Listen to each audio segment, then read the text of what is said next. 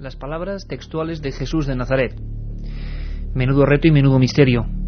Como siempre decimos en este equipo, la realidad suele superar con creces a la ficción. La película Stigmata, hace unos años, recreaba las conversaciones de dos investigadores vaticanos en torno a los problemas tremendos que generaba en la frontera del siglo XXI la aparición de quizá las palabras textuales de Jesús de Nazaret, y la sorpresa de que éstas no se parecían mucho a lo que había impulsado la Iglesia durante tanto tiempo. Polémica, realidad, ficción. Nosotros, por supuesto, no tenemos ninguna verdad, simplemente ponemos un interrogante, ese símbolo, en torno a una de las figuras más importantes de todos los tiempos. Programación especial en estas fechas especiales de Milenio 3 aquí en la cadena SER. ¿Quién no ha oído hablar del documento Q? Y si no lo habéis oído hablar, pues vamos a contarlo hoy con todo tipo de detalles. ¿Quién no ha oído hablar del Santo Grial? Este imagino que será mucho más conocido. Pero es conocido que en Valencia, según los expertos, está el que probablemente sea el cáliz de la última cena. ¿Quién no ha escuchado alguna vez historias sobre el Titulum Crucis? Ese cartel mortuorio escrito en 3 lenguas, en 3 idiomas, que parece ser presidió la crucifixión del Monte del Calvario. Son enigmas de Jesús de Nazaret, y hemos descubierto este equipo, sobre todo a raíz de esa innovación de los mensajes por SMS que instauramos a partir de septiembre, cómo había aluviones de preguntas, de dudas, de sugerencias en torno a personajes muy concretos. No hace falta decir, en una jornada como la de hoy, que el que se llevaba la palma, el que más interés suscitaba sin duda, era este, el rabí de Galilea, Jesús de Nazaret. Milenio 3, periodismo de lo desconocido, en la SER. Carmen Porter, ¿cómo estamos? Pues muy bien, aquí que era encantada de compartir pues fechas tan señaladas con nuestros oyentes, cómo los íbamos a dejar, y luego Katia nos contará, porque vamos a tener una semanita con mucho Milenio 3, con mucho misterio, ¿sí? Y muchas curiosidades. Me decía nuestro jefe Marino Revilla, me decía la semana de Milenio 3, programas para todos los gustos y por supuesto muy distintos de los que cada viernes a la 1:30 y cada domingo a las 3 de la madrugada realizamos para todos vosotros. Distintos en el contenido, iguales por lo menos en el espíritu, en el de seguir arrojando luz o por lo menos mostrar documentos para la polémica de algunos temas asombrosos. La Navidad, por supuesto, va a traernos muchas sorpresas. Por supuesto también estará todo el equipo: Katia Rocha, Carlos Barroso, Carmen Porter, vuestro Iker Jiménez, y en la nave del misterio, a los mandos, nuestro compañero Noel Calero. El documento Q y los textos de Nag Hammadi. Ya hablamos en su momento, hace un año, como decíamos, de esa especie de textos que ponían en tela de juicio muchas de las cosas que damos por sabidas en torno a Jesús y lo que fue su vida. Los especialistas dicen, afirman, aseguran que realmente los evangelios canónicos, los oficiales, los que no se apartaron a raíz, sobre todo, del siglo III, pues eran versiones directas y que luego fueron mitificándose otras. Al mismo tiempo, hay otros estudiosos de la Biblia y de los documentos sagrados que afirman también que fueron absolutamente certeros y que daban una imagen de Jesús completamente desconocida. Yo pocos temas conozco que causen tanto estupor siempre que lo hemos comentado como los evangelios apócrifos. Y dentro de los evangelios apócrifos, que hay muchísimos y haremos algún programa especial, vamos a irnos en un día como el de hoy a uno muy concreto. Se llamó el Quinto Evangelio, documento Q. Se pensó que eran las palabras directas y vivas de Jesús sin ser interpretadas por ningún cronista, por ningún evangelista. Era él mismo dirigiéndose con palabras crípticas muy extrañas. Carmen, todo ocurrió en el desierto de Nag Hammadi, creo que en 1945, ¿no? Efectivamente, Iker, en diciembre de 1945 2 campesinos egipcios se encontraban buscando fertilizante para sus campos en un lugar del Alto Egipto conocido como Nag Hammadi. En un movimiento de su pala, uno de ellos golpeó un objeto. Se trataba de una tinaja de terracota, donde había unos libros encuadernados en piel de gacela.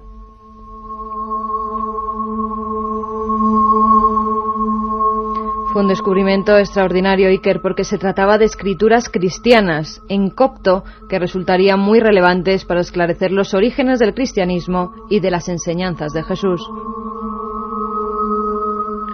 hubo sectas, grupos escindidos, personas que oraban en las cuevas, y en esas cuevas, en esos desiertos preñados de misterio, se encontraron hace muy poco tiempo. Si miramos la historia, eso es apenas la siguiente manzana en el pasado. Año 45. Unos campesinos y unos documentos. Escuchad muy atentamente y he de decir que pedimos disculpas si alguien puede sentirse herido. Son los documentos que se han publicado en cientos de trabajos universitarios. Ahí están, para la polémica, para que los discutamos. Y yo comprendo que en un día como hoy puedan resultar incluso ofensivos para mucha gente. Pero es lo que ponía en esos datos, que para muchos especialistas son las únicas palabras dichas realmente por Jesús, sin filtraciones previas. Carlos Barroso nos comenta cómo empezaban esos rollos de Nag Hammadi. Quien encuentre el sentido de estas palabras no conocerá la muerte. Reconoce lo que tienes ante tu vista y se te manifestará lo que te está oculto, pues nada hay escondido que no llegue a ser manifiesto. Si ayunáis, os engendraréis pecados, y si hacéis oración, se os condenará, y si dais limosnas, haréis mal a vuestros espíritus. Quizá piensan los hombres que he venido a traer paz al mundo, y no saben que he venido a traer disensiones sobre la tierra, fuego, espada, guerra.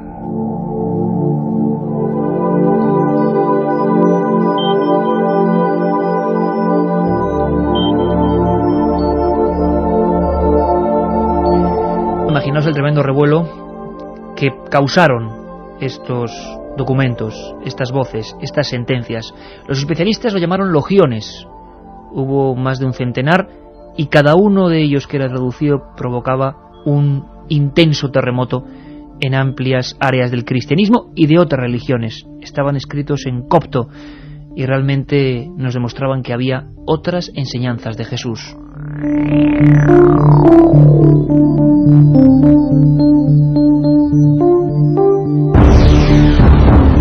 Para aproximarnos un poco más a estos documentos tan cruciales, al parecer, como los de Nag Hammadi, tenemos a nuestro compañero de este equipo, el que siempre nos revela la otra historia, la historia perdida. Se titulan sus dos libros de magnífico éxito, La historia perdida 1 y La historia perdida 2, del Archivo del Misterio, de Daf, y habla, intuye, nos comenta cosas que realmente tienen mucho que ver con este puzzle extraño encontrado en el desierto egipcio en el año 45. Él, por supuesto, es Nacho Ares, director de la prestigiosa revista de arqueología. Nacho Ares, amigo, ¿cómo estás? ¿Qué tal? Muy bien, ¿cómo estáis? Nacho, documentos de Nag Hammadi, ¿nos revelan o nos muestran a otro Jesús de Nazaret al que no conocíamos? Pues sí, yo creo que una figura totalmente diferente y que se sale de lo que es el esquema básico que uno puede tener a través de los 4 evangelios del Nuevo Testamento, ¿no? De Mateo, Marcos, Lucas y Juan. Y sobre todo porque es en resumidas cuentas, lo que persigue la secta cristiana de los gnósticos, que es un grupo religioso, es quizás también totalmente diferente a lo que perseguían otras sectas similares en la época, y que por eso precisamente los gnósticos en su momento fueron perseguidos, ¿no? Que eran, el gnosticismo podríamos traducirlo como conocimiento, y ellos precisamente alcanzaban esa espiritualidad, ese máximo de la espiritualidad a través del conocimiento. Y como hemos podido escuchar en la entradilla, ahora leída por Carlos Barroso, en algunos de estos pasajes encontrados en 1945 en las lomas de Nag Hammadi, en el Egipto Medio, pues podemos encontrar citas y argumentos que nos hablan de una serie de personajes que seguían a un Jesús de Nazaret totalmente diferente, como decía antes, a ese Jesús tan piadoso, tan benévolo y mucho más pragmático que podemos encontrar en el Nuevo Testamento. Nacho, mucha gente se lo pregunta. Parecen enseñanzas realmente, en algunos casos, vamos a escuchar otra remesa de frases o de logiones que se contradicen, ¿no? con la teoría oficial. Y hay muchas personas que están diciendo que Jesús de Nazaret, en esos documentos, al parecer muy próximos a él, realmente no habló de una iglesia concreta o de una fundación estricta, como parece que se constituyó, sobre todo a raíz del medievo.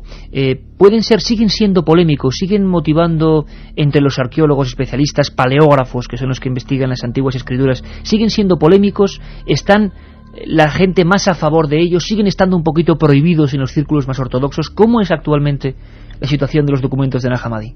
Hombre, los documentos de Nag Hammadi, como cualquier fuente que proviene de la antigüedad y que nos proporciona información sobre, en este caso, lo que existió en el Oriente Próximo hace 2000 años, pues es de un valor incalculable, y siempre desde un punto de vista científico, alejándonos de lo que son las ideas religiosas, morales, etcétera, ¿no? Que es precisamente lo que se tiene que hacer con este tipo de documentos, verlo un poco con una mentalidad abierta y, bueno, ceñirse un poco a lo que nos cuentan los textos. Pero sí que es cierto que no solamente los textos de Nag Hammadi, sino otros textos religiosos relacionados con los orígenes del cristianismo, pues se salen totalmente de lo que es la imagen del Jesús que nosotros conocemos, y sobre todo de la imagen del cristianismo que nosotros tenemos a través del Antiguo y del Nuevo Testamento.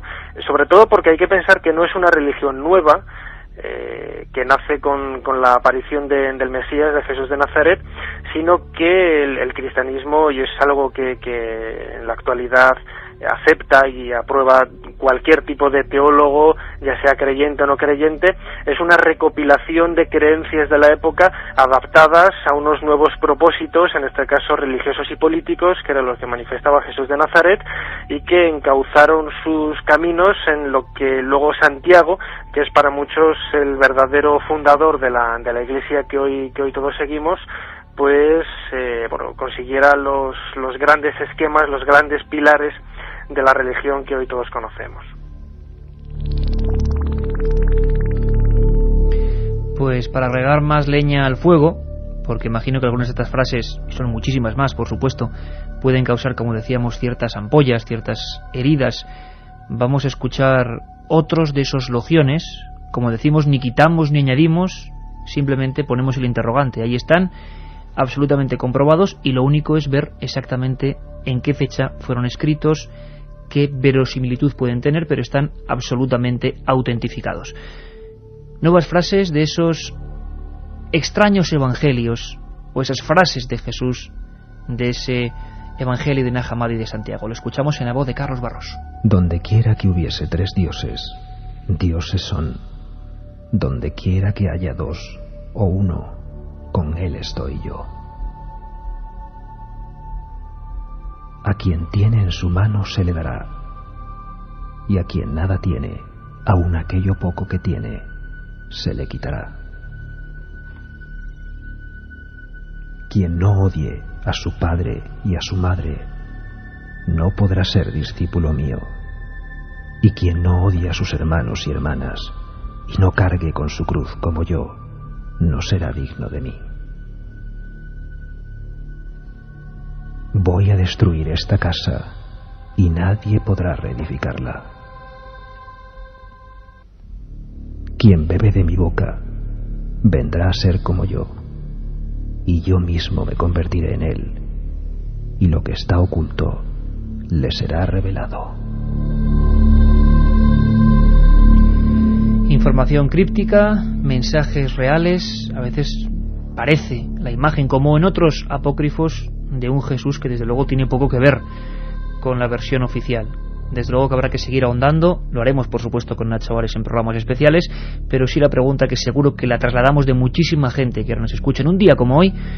Nacho, queda todavía mucho por descubrir en esos desiertos, ¿no? Porque hablamos de hechos ocurridos hace 50, 60 años y parece que las arenas de toda esa zona de Oriente Medio todavía guardan muchos secretos. ¿Alguno podría poner en tela de juicio ya definitivamente todo lo que conocemos de Jesús de Nazaret? O incluso confirmarlo, ¿no? Si le damos un poco la vuelta a la tortilla. Es cierto que, por ejemplo, los documentos ahora de los que hemos estado hablando de Nag Hammadi aportan una serie de ideas que incluso, quizás por el contexto geográfico en el que fueron encontrados, que es en la cultura egipcia, pues beben de fuentes propias de la época faraónica, ¿no?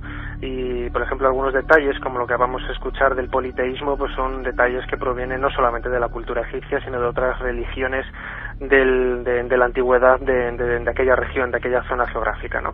Pero bien es cierto que los desiertos todavía albergan infinidad de lugares que están por excavar, que están todavía por investigar, y que en muchos de ellos pudieron haber vivido comunidades, sectas, como los que conocemos ahora los gnósticos en Nag Hammadi, o quizás otras sectas similares a las del Qumran, etcétera, que pueden aportar información valiosísima para conocer un poco más, no en definitiva lo que sería la verdadera imagen de Jesús de Nazaret, sino un poco el contexto histórico y religioso en el que nació nuestra religión.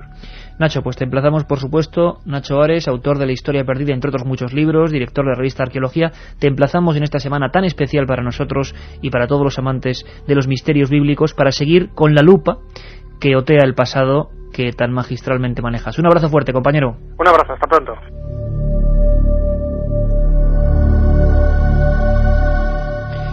Carmen, ¿y del Grial? ¿Cuánto nos han preguntado del Grial? Hay que decir que haremos programas especiales de cada una de estas cosas, pero hoy había que dar una pincelada, ¿no? Pues sí, porque las peticiones son muchas y muy variadas, pero sobre el Santo Grial pues nos llegaron muchas cuestiones, muchas dudas. Hay gente que nos preguntaba si era cierto que se encontraba en Valencia, que lo teníamos aquí en España, que habían oído que también por el resto del mundo hay otros santos griales. ¿Cuál era el verdadero? Pero el de la Catedral de Valencia pues es uno muy especial y al parecer, si ese fuera el Santo Grial, sería el auténtico. Si quieres te cuento un poco la historia de esta copa. ¿Te parece que antes escuchemos cómo revivía ese momento? Para que, bueno, todo el mundo sabe lo que es el Grial, ¿no? Aunque algunos piensan que el Grial era un linaje de Cristo. Bueno, de eso hablaremos también. La película que quizá más fama ha tenido, de todas las que se han hecho de Jesús de Nazaret, se llamaba Rey de Reyes. Mira, Carmen, vamos a escuchar todos muy atentamente. Bendito seas, Dios y Señor nuestro, Rey del universo, que creaste la vid y el vino.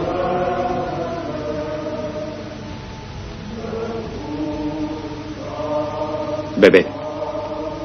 Esta es mi sangre que será derramada por muchos para la remisión de todos los pecados.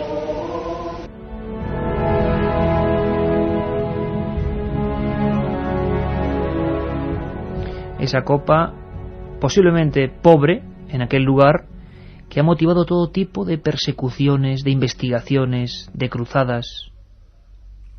Una copa que para muchos ha revuelto los cimientos del mundo y que otros muchos aseguran que está en un lugar muy concreto.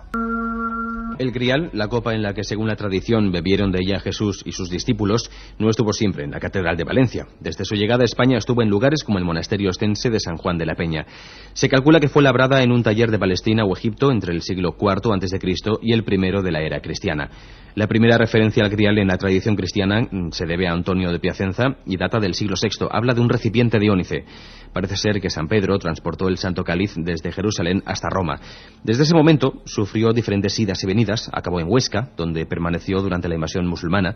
En el año 1399 fue trasladado a Zaragoza a petición del rey de Aragón, Martín el Humano. Y durante el reinado de Alfonso el Magnánimo, por ejemplo, el Santo Cáliz fue trasladado ya a Valencia. Aquí se quedará definitivamente desde el 18 de marzo de 1437, el cáliz en que Jesucristo consagró la sangre el jueves de la Cena. El primer estudio científico del Santo Cáliz lo realizó el catedrático Antonio Beltrán en el año 1960 y llegó a la conclusión entonces de que el cáliz que se conserva en nuestra ciudad corresponde a una piedra de Oriente Medio tallada en un taller oriental y que es de la época de Jesucristo. En el año 1994 el profesor Manuel Sánchez Navarrete ha realizado el estudio más completo que se conoce sobre el Santo Cáliz, que abarca los tres aspectos más importantes: la historia del cáliz, las leyendas del Santo Grial y su tradición. El último estudio sobre el Santo Cáliz lo ha hecho un profesor alemán, Michael Hessmann, quien afirma que el Santo Cáliz que se conserva en Valencia corresponde al que usó el Señor Jesucristo en la última cena con los discípulos. La verdad es que la arqueología no ha puesto nunca objeción a la autenticidad del cáliz. De hecho, quizá lo menos importante sea demostrar si es un auténtico, ya que lo que sí está claro es que ha sido y sigue siendo signo y figura de la institución de la Eucaristía. Para formarnos una imagen del Santo Grial os contamos que está formado por la copa en sí, el pie y una estructura de oro con dos asas que los une. Mide 17 centímetros de altura y la copa está constituida por ágata de color rojo oscuro. Debajo de la copa están la vara con su nudo y asas de oro, el pie de concha reforzado con armadura también de oro, adornada con 2 rubíes, 2 esmeraldas y 26 perlas. Estos adornos se supone que fueron superpuestos en los siglos XIII y XIV, y actualmente esta obra se puede contemplar en la Catedral de Valencia, en la llamada Capilla del Santo Cáliz, junto a otros objetos de significación histórica. Un programa que se sumerge en el otro lado de la realidad. Milenio 3, con Iker Jiménez y todo su equipo en la SER. Y a Levante que nos vamos para saludar, como decíamos antes, a Jorge Manuel Rodríguez, vicepresidente del CES, o lo que es lo mismo, Centro Español de Sindonología, que se ocupa, y bien que se ocupa, investigando seriamente de todos estos enigmas. Jorge Manuel, ¿cómo estás, compañero? Pues muy bien, estupendamente. Estaba escuchando. Escuchando, realmente el Grial, que imagino, ya nos contarás, ha provocado, yo no sé, imagino que mucha sangre y mucha curiosidad al mismo tiempo, ¿no? ¿Él puede estar en Valencia? Vamos a ver, yo estaba, como decía, estaba escuchando y me he dado cuenta de que no se pueden confundir las cosas. Vamos a ver, una cosa es, dijéramos, el objeto histórico, arqueológico, utilizado por Jesús en la última cena, que eso, pues, es un objeto concreto, es decir, tenía que ser una copa para el vino.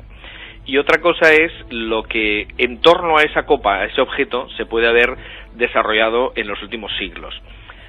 Hoy día lo que piensan los estudiosos y los historiadores y arqueólogos es que efectivamente la copa que tenemos nosotros en Valencia, como se ha dicho muy bien, estuvo durante la época de la invasión musulmana en los Pirineos en distintos lugares. Estuvo en unos lugares muy próximos precisamente a donde pasaba el Camino de Santiago. ¿Por qué son conocidas en todo el mundo las leyendas sobre el Santo Grial? Pues sencillamente porque eran una de las historias que se contaban a los peregrinos. Porque en Alemania nos encontramos con autores como Wolfram von Eisenbach, que recoge las leyendas del Grial? Pues muy sencillo, porque esas leyendas estaban circulando por toda Europa.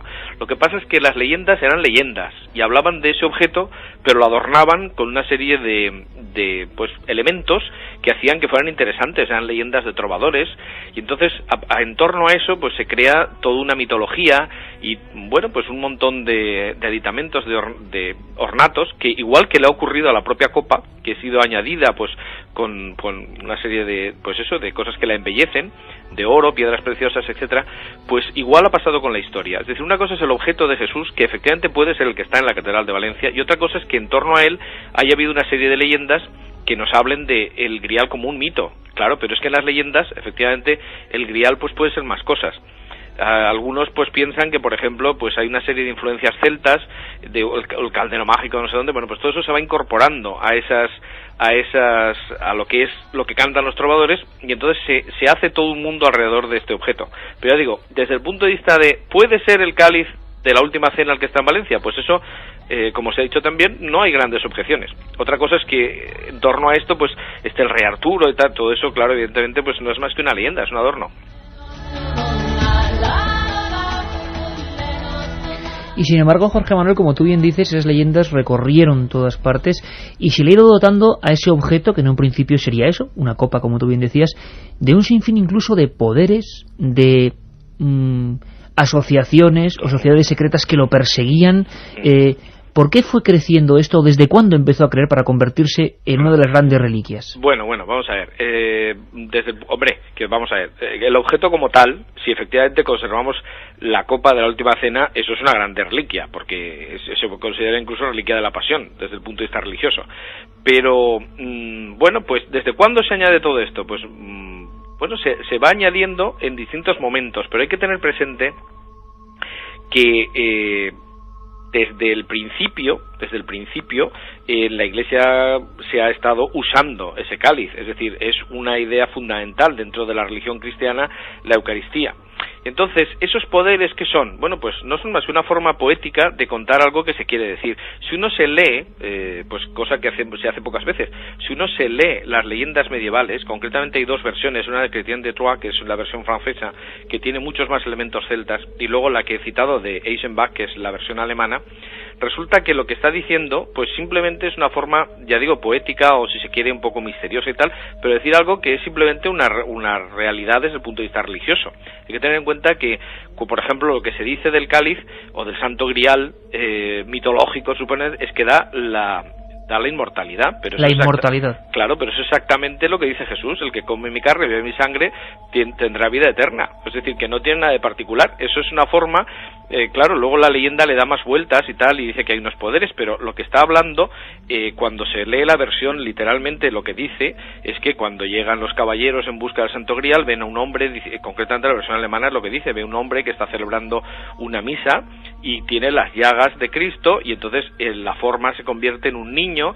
y tal. O sea, están en un momento en que todavía no se había definido, por ejemplo, el dogma de la transustanciación, lo que están queriendo reforzar a una manera, pues, poética, religiosa, y también con esos aditamentos, por lo que están hablando es que lo que tiene el cáliz de importante es la Eucaristía.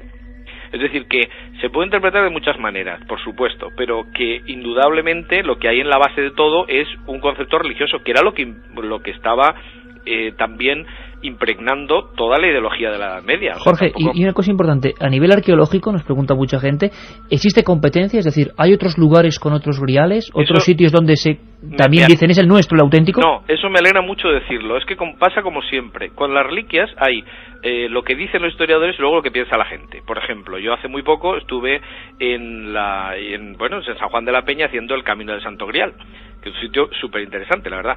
Y entonces, en San Juan de la Peña, el guía, pues con toda la paz del mundo, dice, bueno, ya saben ustedes que el cáliz de Valencia puede ser arqueológicamente, pero ya se sabe que hay muchos. Y entonces yo le pregunté, ¿me quiere decir usted por favor dos? Dice, sí, en España hay muchos. Y entonces me dijo, por ejemplo, el Santo Grial gallego. Digo, hombre, el Santo Grial gallego es una cosa que no tiene nada que ver, es un milagro eucarístico del siglo XI que jamás en la vida se ha pretendido que sea el cáliz de la última cena. Lo que pasa es que grial es una palabra española, curiosamente, que dice el arcipreste de Hita, Cervantes y otros autores de la Edad Media, y que es el único idioma donde la palabra grial significa algo concreto, que es copa para el vino. Esa palabra ha pasado a los otros idiomas como santo grial, porque y eso es lo que piensan los críticos que hacen la crítica literaria de estas leyendas, ha pasado porque ha pasado con la leyenda de origen español. Incluso la versión alemana, la de Eichenbach, sobre el Parsifal, dice que está en los Pirineos, justo donde estaba en esa época. Entonces, cuando te dicen, hombre, hay otros sitios, bueno, pues el otro sitio que me dijo era Oviedo, y yo que me conozco muy bien el relicario de la Catedral de Oviedo, puedo decir que no es verdad. O sea, no ocurre, Jorge Manuel, como con las sábanas santas, que al menos copias o gente que intentó imitarla sí que tenemos en toda la geografía, ¿no? Claro, nosotros tenemos 90 catalogadas. Pero todas, absolutamente todas, dicen copiada del original que está en Turín, copiada del original que está en Chambéry, copiada. Es decir, eso, en contra de lo que la gente piense, la Iglesia siempre ha tenido mucho cuidado en distinguir el original de las copias. En el caso del Santo Cáliz, lo que hay es atribuciones populares, pero cuando uno se va al archivo, que es lo que tiene que hacer, cuando uno se va al archivo del sitio correspondiente, le dicen, no, esto es un regalo de Carlomagno. Pues muy bien, ya se sabe que no es el cáliz de la última cena. Se decía, no, hay un cáliz que puede ser el de Antioquía, que está en el Museo Británico. Bueno, el cáliz de Antioquía es de plata y tiene la cara de Jesús y de los 12 apóstoles alrededor. O sea, eso es absurdo. Entonces, es una bobada pensar que Jesús utilizará una copa con su cara y con los de alrededor. O sea, sí, desde luego sería. Pero claro, la gente que fino. dice esto no ha visto nunca de lo que está hablando. Entonces, hay que tener un poco de cuidado. Por ejemplo, una cosa muy interesante que sí está en el Museo Británico son copas de factura exactamente igual, son vasos murrinos que están datados en el año 50 después de Cristo, que son idénticos al que tenemos nosotros en Valencia, y sobre los que evidentemente nunca se ha dicho que sean el cáliz de la última cena, como sí se ha dicho siempre de este. Ahí está el misterio. En Valencia, una pieza que desde luego hay que dedicarle mucha más extensión, pero al menos para que todos tuvierais una pincelada concreta de lo que aquí al ladito, en Levante, pues tenemos una auténtica joya sobre la que habrá que seguir indagando. Muchas gracias, Jorge Manuel, por estar con nosotros, vicepresidente del Centro Español de Sindronología, y seguiremos indagando, te lo aseguro, muy de cerca este tipo de reliquias.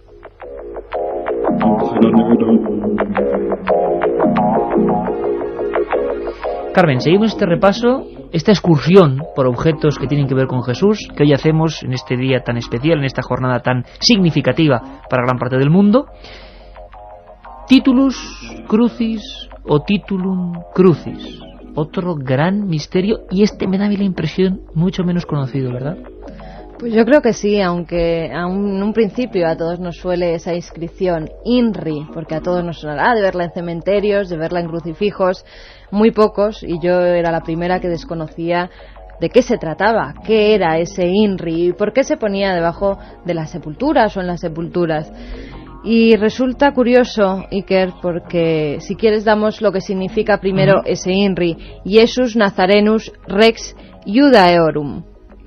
Sí, Jesús el Nazareno, rey de los judíos, ¿no? Efectivamente, Iker. Pero lo que muy poca gente sabe es que está escrito en los diferentes idiomas. La gente, claro, simplificaba el INRI, ¿no? Sí, porque si no decir toda esa frase y en 3 idiomas diferentes sería complicado. Para que se hagan una idea, los oyentes, se trata de un tablón de madera que el reo tenía que llevar colgado al cuello. En él estaba grabado el motivo por el que iba a ser condenado.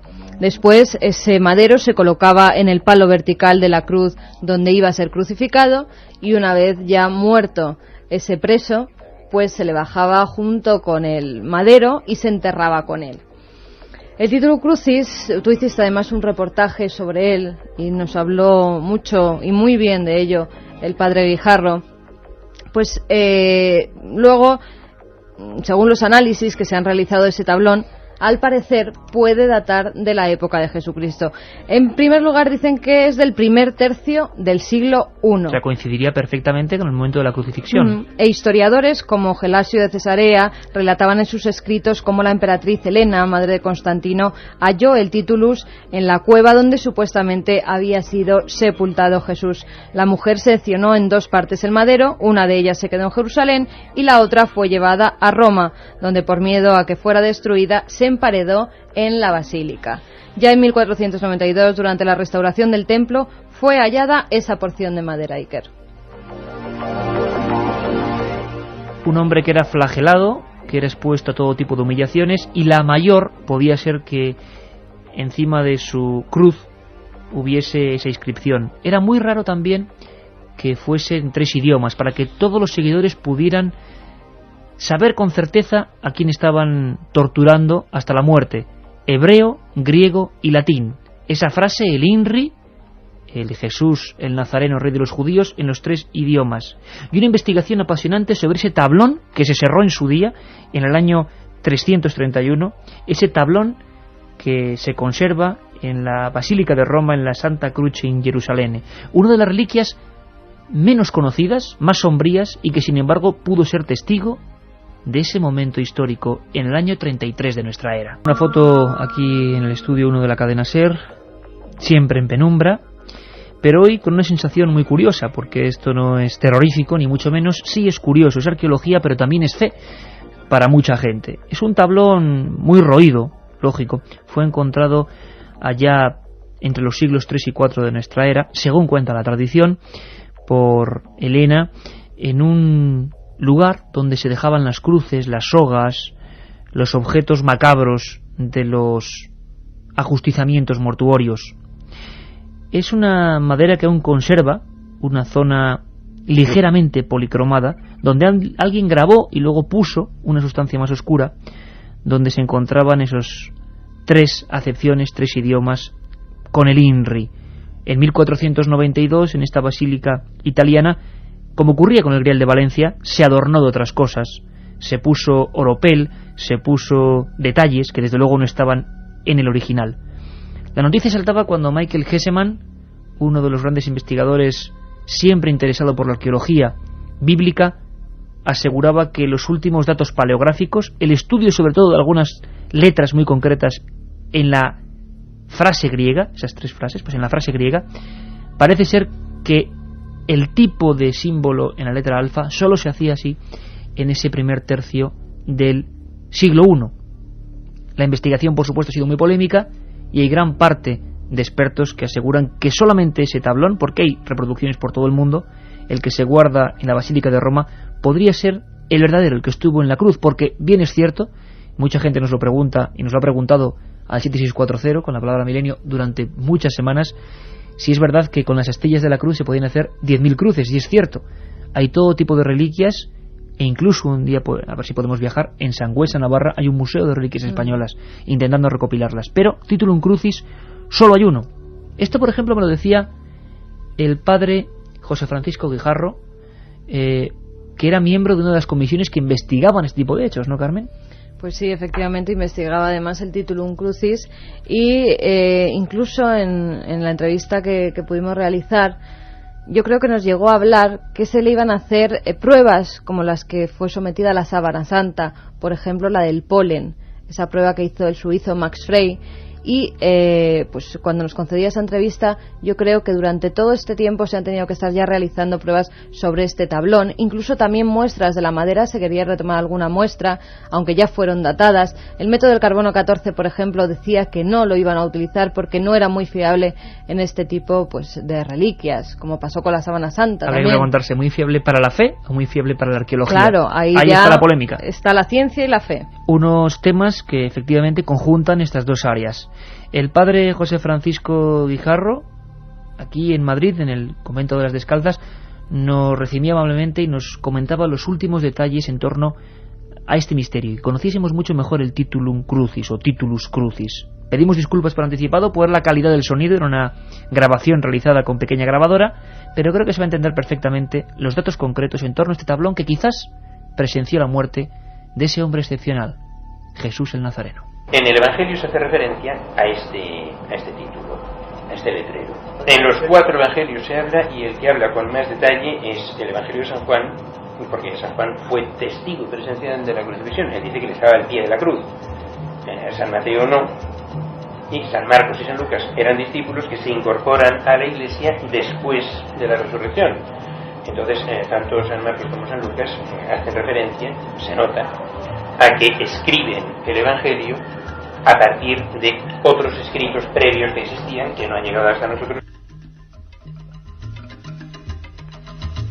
Pero había más datos, es decir, no solo los evangelios hablan de Titulum Crucis, no solo hay documentos concretos en materiales de los que no se puede dudar, sino que además, a partir del siglo III, siglo IV, hay toda una perfecta disposición archivística, crónicas antiguas que nos hablan del hallazgo y el aserramiento, que nos parece algo absolutamente inconcebible, del que podía ser cartel mortuorio de Jesús de Nazaret. Una parte se mandó a Jerusalén y la otra a Roma. Así se hacían las cosas. Ese material que estuvo ahí, en la cruz del Calvario, en ese momento absolutamente mágico.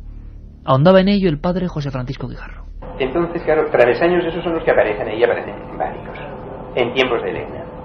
Entonces, Elena, el travesaño que identifica, según esta leyenda, como de la curación del enfermo y como de la cruz de Cristo, lo manda a cerrar para dejar la mitad en Jerusalén, en la basílica que se iba a construir, y la otra mitad llevársela a Roma. Y con el título de la cruz hace lo mismo, lo manda a cerrar para dejar la mitad en Jerusalén y la otra mitad llevársela a Roma. Otro elemento importante y creo que esencial en lo que es la sustancia de estas reliquias. Decían, Carmen, que el título curaba y que una de las cruces, la que tenía este trozo de madera con estas 3 inscripciones, curó a una serie de enfermos. Es algo típico y tópico de las reliquias que se consideran verdaderas, ¿no? Sí, es algo muy, muy normal, y las tradiciones cuentan que todas estas reliquias pues tienen en cierto modo algún poder de curación o poder milagroso. El Titulum Crucis no iba a ser menos, y también desde el siglo IV se hablaba pues de que quien tuviera contacto, su piel tuviera contacto con este madero, sanaría de las enfermedades que tuviera. Pues hoy hemos conocido también un poco más este curioso trozo, curioso elemento, que no suele ser muy citado, sí el grial, sí la sábana santa, sí los trozos de la Vera Cruz, pero el Titulum Crucis no. Así que hoy era la hora de sacarlo un poco en sociedad, como decimos en Milenio 3, arrojar luz sobre su superficie. Un programa que se sumerge en el otro lado de la realidad. Milenio 3, con Iker Jiménez y todo su equipo en la SER. Documento Q o frases que supuestamente dijo Jesús y sobre las que la arqueología investiga, encontradas en el desierto. El grial, que estuvo presente en la última cena y que parece que se oculta en Valencia. El titulum o titulus crucis, que pudo estar en esa especie de patíbulo en el monte del Calvario. Si quedaba algo por agregarse a este póker de reliquias, nos llega hace un tiempo, más o menos hace año y 3 meses, una noticia sobrecogedora sobre la que hay novedades. Una noticia que en aquel momento en Milenio 3 cubríamos y que nos contaba de esta manera, casi sorprendido, Julio de la Guardia en algún punto de la frontera de Gaza. Nos lo contaba así. Hace más o menos 2 semanas un arqueólogo francés se encontró de casualidad en esa tienda que decíais de un coleccionista israelí un osario en el cual encontró una inscripción que, como tú decías, describe a Santiago Jacobo como el hijo de José y a su vez el hermano de Jesús, lo cual pues de alguna forma legitima lo que dicen los evangelios apócrifos en detrimento de los canónicos.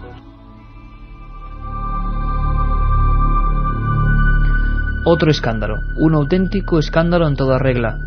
Daba igual que estuviéramos en pleno año 2002 en aquel momento, porque otra inscripción en esa pequeña urna, hablando de hermanos de Jesús, volvía a saltar todas las alarmas. Siempre parece que hay un momento en el que algo que tiene relación a este hombre, y más una especie de sacrilegio como podía ser hablar de un hermano de carne y hueso en aquella época, provocó un sinfín de noticias. Parece que ha habido novedades y nos la cuenta desde esa zona Patricia Salas. Apenas mide unos 50 centímetros de largo, pero ha causado un auténtico terremoto religioso y cultural. Esta urna, un osario de la época contemporánea de Jesús, es desde hace un año objeto de estudio por expertos de todo el mundo. El motivo, una inscripción reveladora: Santiago, hijo de José, hermano de Jesús. De ser auténtica, sería el objeto más antiguo donde se menciona la existencia histórica de Jesús. Para la Autoridad de Antigüedades israelí, la inscripción es falsa, y así lo hizo saber el pasado 19 de junio.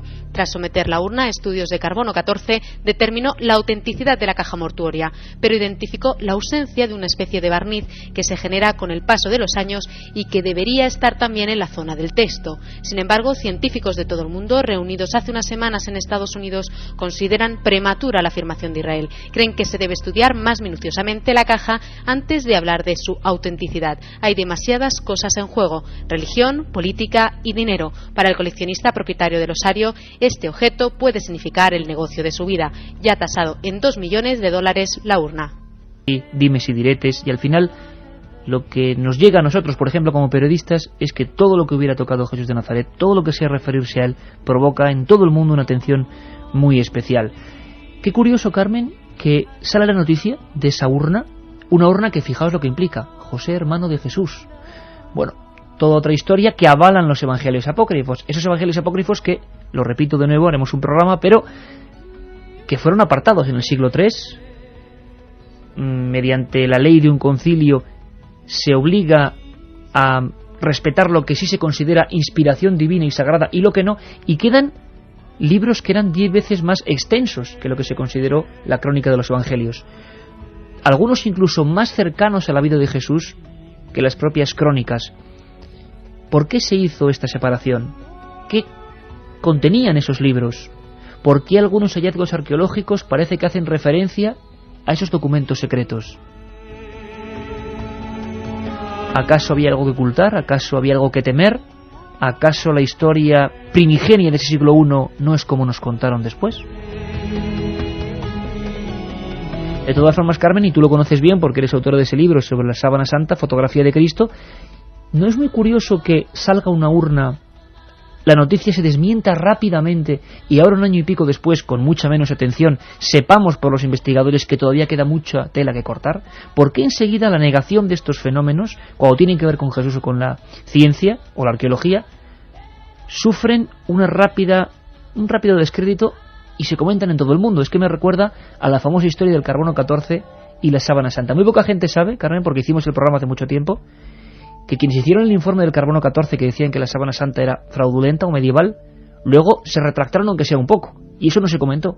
¿Pasará aquí lo mismo? Pues en eso, Iker, tenemos mucha culpa los medios de comunicación, porque sí es cierto que se dan esos desmentidos a nivel mundial, como ha pasado con la Sábana Santa, cuando lo del carbono 14, cuando se hicieron las pruebas del carbono 14 por 3 laboratorios diferentes y dijeron que databa de una época medieval, que la tela era medieval, por lo tanto la figura que hay plasmada en ella no puede ser Jesucristo. En este caso volvemos a lo mismo. Después de varios análisis se da la noticia de que esta urna es falsa, pero cuando se dice que no, que puede ser verdadera, eso muy poca gente lo comenta. ¿Por qué se quieren ocultar esos datos? ¿Por qué la Iglesia no mueve a nivel internacional los nuevos datos en torno a estas reliquias, a estos enigmas arqueológicos? ¿Qué se quiere ocultar? ¿Otra historia de Jesús que no nos han contado, que no les interesa?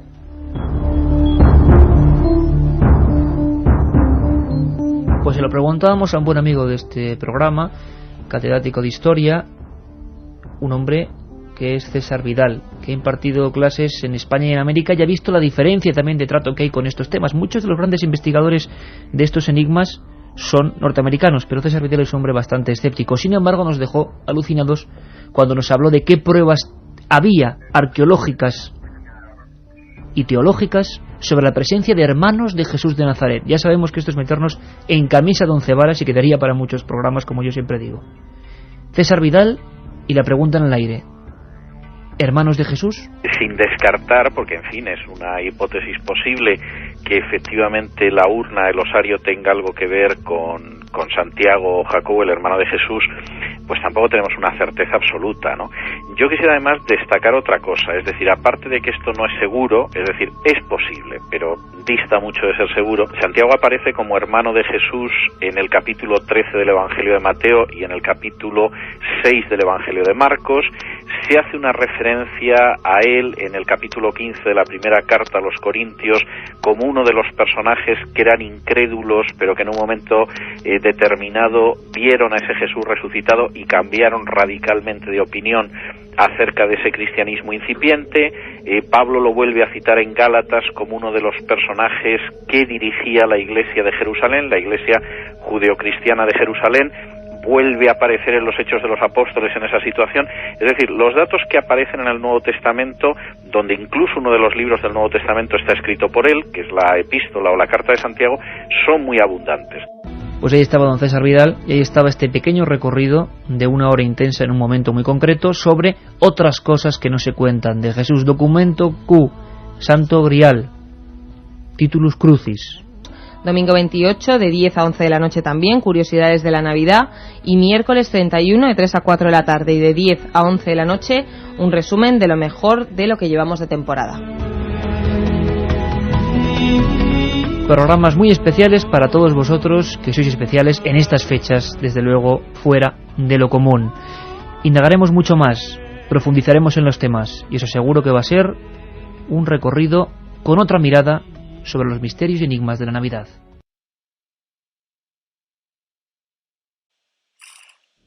Buenas noches, Milenio 3, uno de los programas que más nos habéis solicitado sin duda alguna. Esos envíos que nos hacéis a milenio3@cadenaser.com. Hoy, bueno, pues se ven cumplidos porque creo que tenemos un gran programa por delante. La SER cambia de aspecto, siempre lo digo. Penumbra en el Estudio 1, no solo para España, sino para todo el mundo. Os habla Iker Jiménez y todo un equipo de profesionales: Carmen Porter, Carlos Barroso, Katia Rocha y Juan Carlos Engelmo en los controles de esta nave de radiodifusión.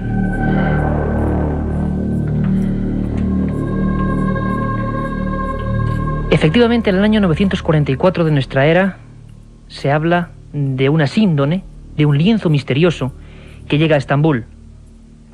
Hay constancia de que en 1204, tras la ocupación de los cruzados, ese lienzo llega a Francia. Y después, en 1543, se traslada a Turín, donde hoy está. Mientras hacemos este programa, esa figura, ese trozo de tela misterioso, 430 centímetros de largo y 110 de ancho, continúa desafiando a la ciencia. El enigma de la Sábana Santa no es un enigma tan solo religioso. Estaríamos muy equivocados. Es un verdadero enigma científico hoy en día. Un enigma que además ha motivado las investigaciones de todo tipo de expertos, creyentes y completamente agnósticos. Y todos encuentran en esa efigie latente, como si hubiera sido quemada, esa efigie de un hombre barbado, de 1,81 de altura, esa especie de silueta que después de 50 años de pruebas nadie ha podido volver a reproducir. Algunas de las últimas noticias, se vuelve a hablar actualmente de la sábana santa, y luego lo iremos desbrozando, hablan de 2000 bronces ardientes a diferentes temperaturas sobre los que se echó todo tipo de linimentos, inciensos, aloes, materiales con los que se supone que se crucificaba y embalsamaba en la época de Jesús de Nazaret. Ninguno de esos 2000 bronces, de esas 2000 pruebas, ha dado el mismo resultado. Sigue siendo, como digo, algo que nos desafía a todos. Tengo que decirles que parte del equipo de Milenio 3 tuvo la suerte, la increíble suerte, con un permiso muy especial, de estar hace un año 4 días a solas con la sábana santa de Turín. Y tengo que sincerarme con todos ustedes, con todos vosotros. Para mí el enigma de la sábana santa era uno más, algo que me sonaba a viejas reliquias, una historia que, bueno, jamás me interesó. Sin embargo, cuando estuve delante de ese rostro, con manchas de sangre, con 712 latigazos grabados de alguna forma en ese cuerpo, mi impresión y mi instinto periodístico varió. Estábamos ante un auténtico misterio. El misterio que hoy aquí vamos a analizar profundamente con los mejores especialistas. El misterio de la sábana santa de Turín.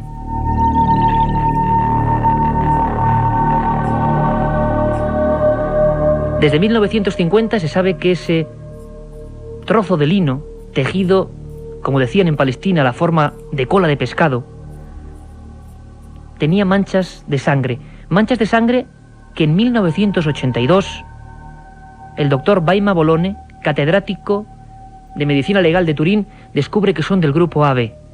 Esa sangre es como distinta a la imagen latente, a la imagen como de una radiografía, que reproduce a alguien muy parecido a Jesús de Nazaret. Sobre las muñecas, no sobre las palmas, hay una explosión de ese líquido sanguíneo que ha quedado ahí, también sobre los pies. Los forenses nos hablan de un retrato falso o auténtico que reproduce exactamente, milimétricamente, el martirio de un crucificado. 50 años de análisis, datos tan estremecedores como el que obtuvo el polinólogo suizo, experto en extraer pólenes en el estudio forense, Max Frey. En 1978 se analiza esa sábana y se demuestra que hay 22 tipos distintos de pólenes precisamente que correspondían a Turquía, a Francia, a Italia, y la mayoría de ellos eran endémicos, eran solo propios de Genesaret, en Palestina. ¿Quién había dejado esos pólenes? Si fuese un fraude, como hoy veremos que también se especula con ello, del siglo XII o XIII, ¿quién hacía ese fraude siendo consciente de que muchos siglos después el ser humano iba a poder ver con potentes microscopios los pólenes? Un enigma, falsedad, auténtico misterio. Hoy, se lo aseguro, lo vamos a analizar con todas las consecuencias, aquí en Milenio 3, el programa que nos habéis pedido, el enigma de la síndrome. Una circunferencia de 1 metro. Me llegó a cegar los ojos y quedé casi inconsciente. Sobre el fenómeno ovni no existe término medio, o crees o no crees. En ambos casos el libro Encuentros de Iker Jiménez resulta apasionante. Encuentros, la obra más completa sobre ovnis en España, desvela más de 300 casos y casi 400 fotografías. Y además incluye un CD con 80 minutos de reveladores testimonios. Encuentros de Iker Jiménez, publicado por editorial EDAF. Como digo ahora mismo, metido en una urna de gas inerte, esa figura, sea de quien sea, sigue observándonos. En 1978, el escáner VP8 de la NASA, el mismo que sondeó las primeras imágenes de Marte, pasó 120 horas sobre el lienzo misterioso. Descubrió una cosa sensacional. El dibujo, la mancha, la efigie, lo que sea, no tiene ni una sola traza ni direccionalidad, es decir, no hay pinceladas, no hay trayecto, es un todo, nadie lo ha dibujado. No podía hablarnos en este país nadie mejor de este enigma que el padre José Francisco Guijarro, que es capellán del Monasterio de las Descalzas Reales y además, tengo que decirlo, es una de las personas dentro de la Iglesia con más espíritu investigador, luego hablaremos de algunas cosas, que yo me he encontrado en mis años de periodista. Una de las cosas que le apasiona y de lo que más sabe es sobre la sábana santa de Turín. Bienvenido a este programa Milenio 3. Buenas noches y muchas gracias, muchas gracias. Gracias a ti por visitarnos, porque es un tema que hoy mismo algunos periódicos hablaban de la muerte de algunos científicos que en su día postulaban que la sábana santa podía ser un fraude. Es decir, la gente todavía, a día de hoy, tiene muchas ideas confusas, piensa la mayoría de ellos que es un fraude del siglo XII. Pero a mí me gustaría preguntarle algo que a mucha gente sé que le inquieta.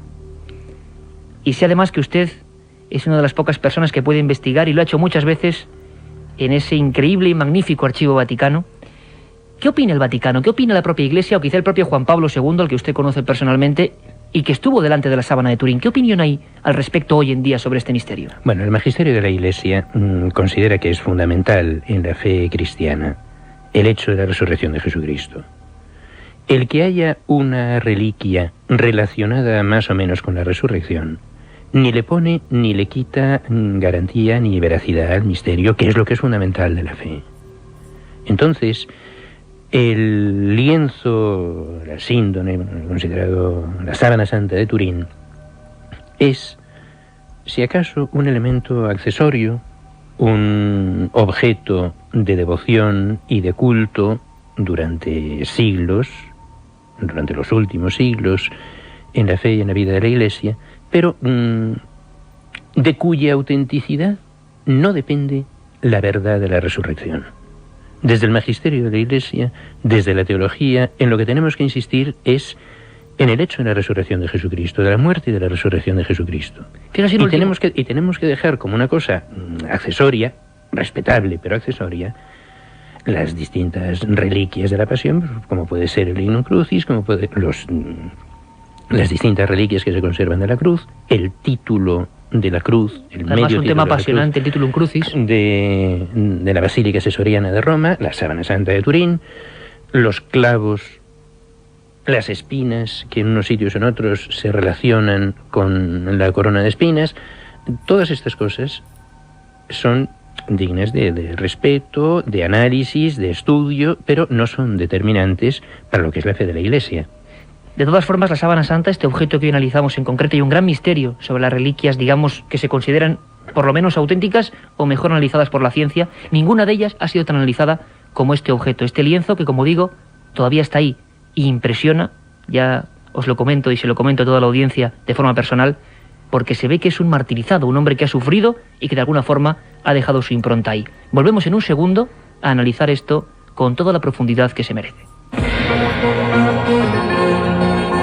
La otra realidad. Milenio 3.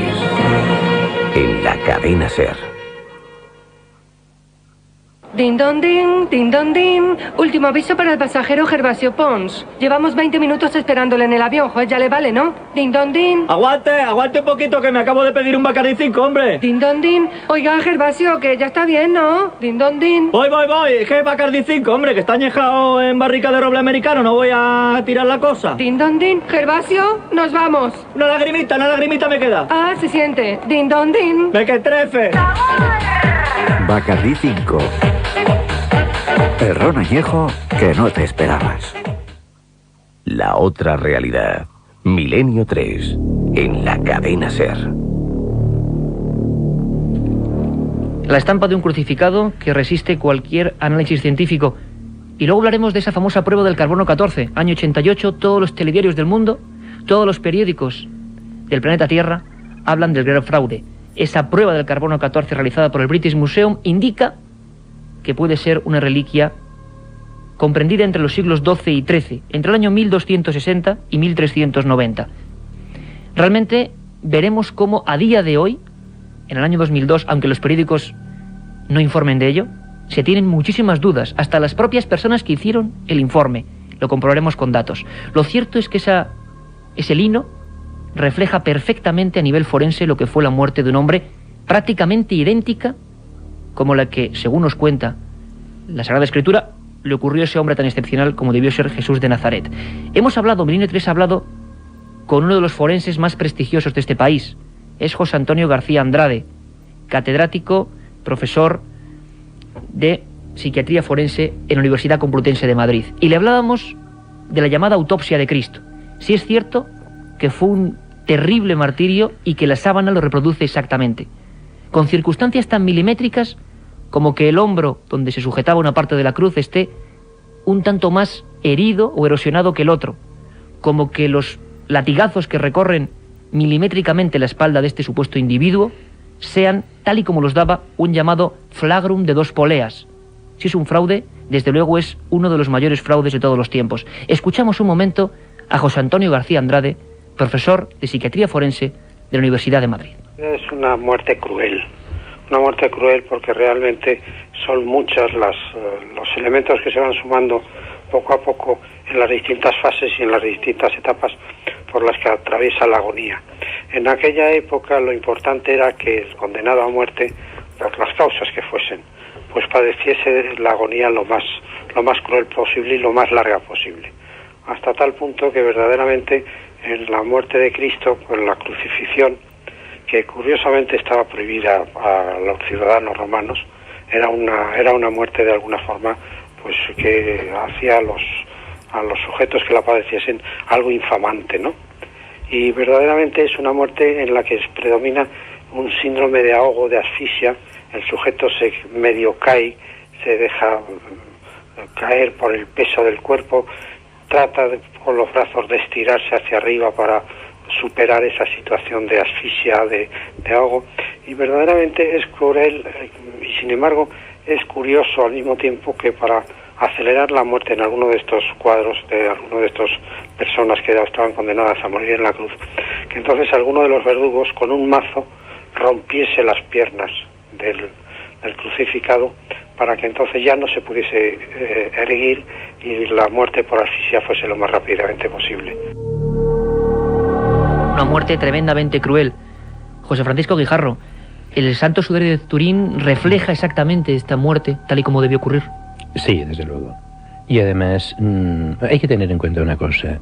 Cuando el emperador Constantino se convierte al cristianismo, se suprime y se prohíbe en todo el Imperio Romano la muerte de cruz, que era una cosa tan atroz para los que la habían visto, que no se encuentran representaciones iconográficas de Jesucristo crucificado hasta que se había olvidado lo que era la crucifixión.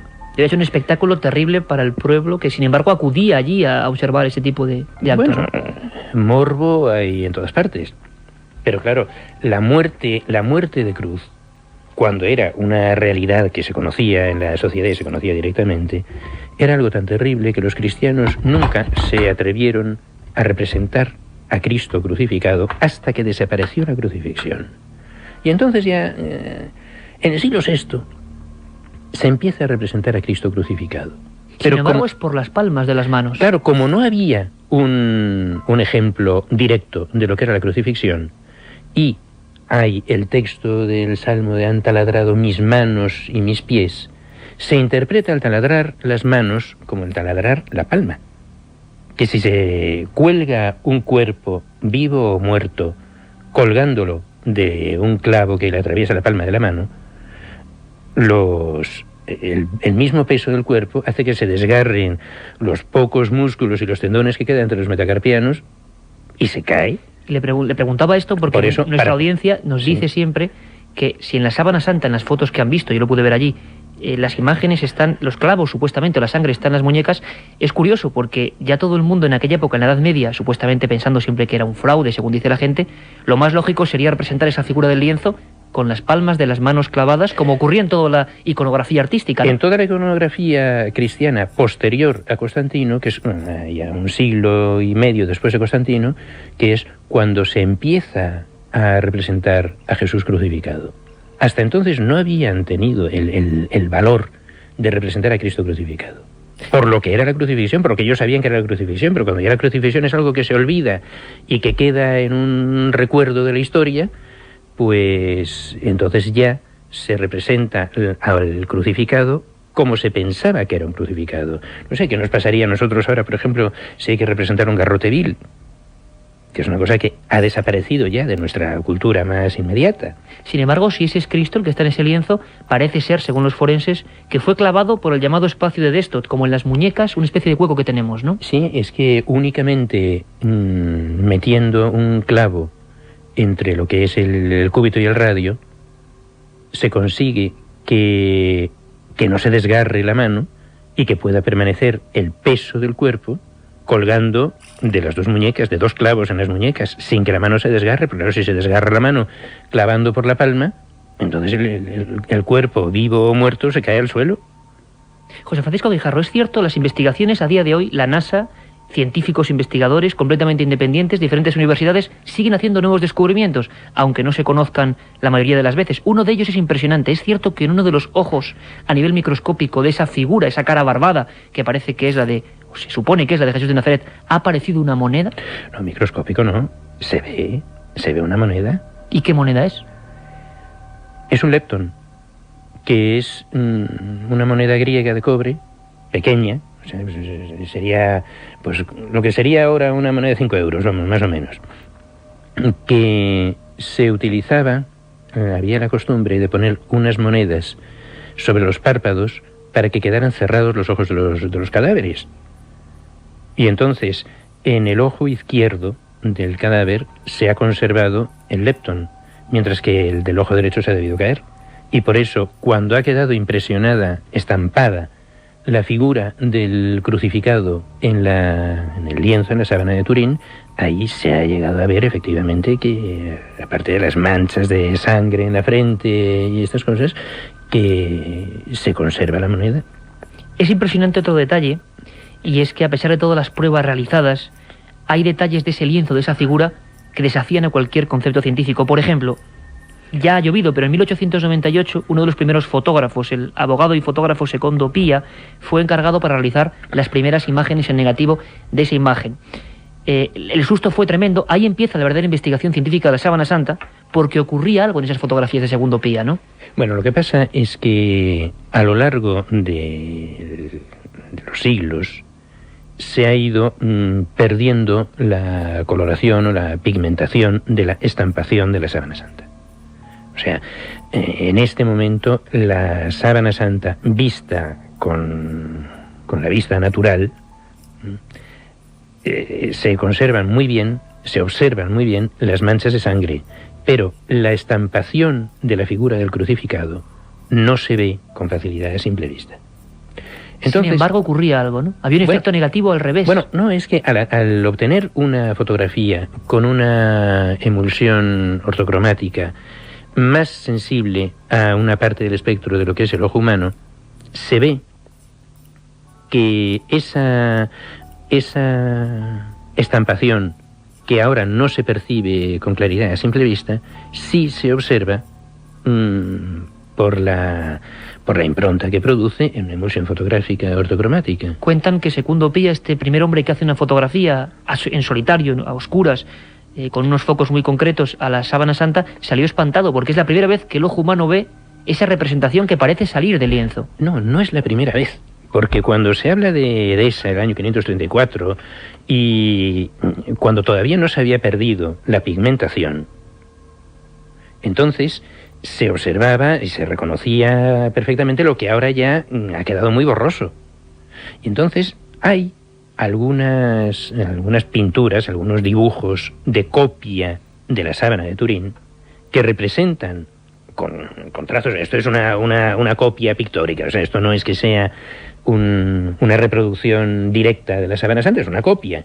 Y entonces en esas copias se ve con toda claridad lo que ahora solamente se ve con claridad a través de la fotografía. Hay una copia de tamaño muy reducido en el Museo del Monasterio de los Descalzos Reales de Madrid.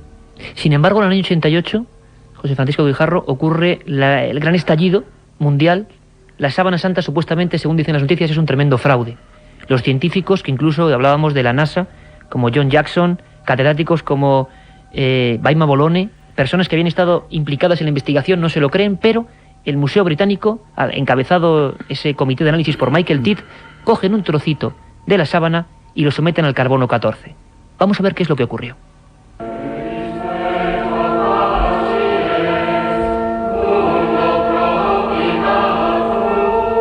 En 1988 estalló la noticia. El British Museum analizaba un fragmento de la síndone y tras someterlo a la prueba del carbono 14, determinaba que se trataba de una falsificación del siglo XIII. la noticia se conoció en todo el mundo, provocando un cataclismo en millones de personas que consideraban auténtica la reliquia. 10 años después, en una carta remitida al Vaticano, los propios autores del análisis dudaban del procedimiento. Hoy, existen argumentos suficientes para pensar que aquella datación fue completamente errónea.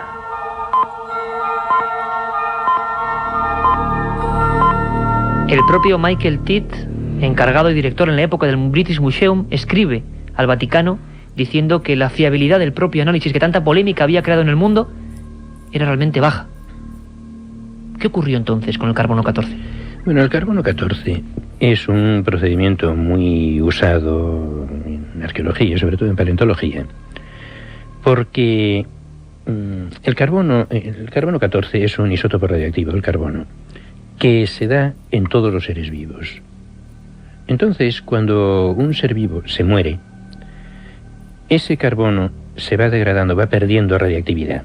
Y con eso se hace una media, digamos, temporal del objeto. Entonces, claro, cuando se encuentra un residuo orgánico de algo, una tela, una madera, un hueso, entonces, según el grado de degradación de la radiactividad del isótopo del carbono 14, se puede calcular con bastante precisión el tiempo que ha transcurrido desde la muerte de ese ser vivo. Entonces, si es un tejido de lino, pues desde el momento en que se cortó la planta de lino.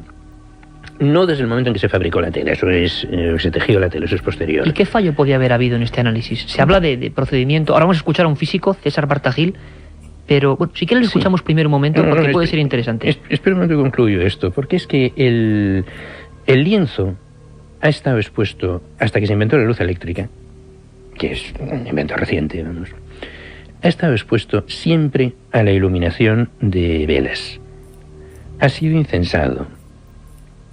Entonces, el lienzo está impregnado sin que se haya podido separar lo que es el lino original del depósito de humo, de la cera, de las velas, de los pábilos, del incienso y de todas estas cosas al que ha estado sometido, hasta que ahora recientemente ya lo han guardado en una urna llena de gas inerte. Pero vamos, esto es una cosa de es decir, que eso podría incorporar tiempo, vamos a decirlo, en el análisis del carbono 14. Claro, si efectivamente el lienzo fuera del siglo XIII, al analizarlo con el carbono 14, una vez que ha estado sometido a la luz de las velas y a todo esto durante siglos, hubiera dado como resultado que era del 18 o del 19.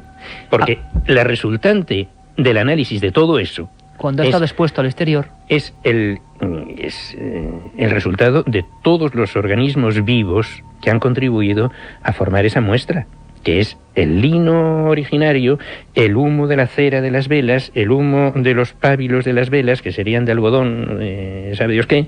Y claro, todo eso que es carbono se ha ido depositando. Acumulando. Se ha ido depositando allí, y al hacer el análisis de la muestra no se ha podido separar lo que es lino de lo que es toda la impregnación de humo. Que ha ido datando, evidentemente, hacia más la edad de la Sábana Santa. Pero vamos a escuchar a un físico, César Bartagil, Milenio 3 habló con él, profesor de física, que ha hecho una exposición últimamente en la Universidad de Segovia, hablando de por qué falla ese análisis. Y lo dice un físico. Vamos a escucharlo. La Sábana Santa, digamos, no es un objeto típico para un arqueólogo, porque no ha estado en su lugar, ha permanecido en un lugar todo el tiempo hasta que se descubrió y se ha llevado al laboratorio. Todo lo contrario.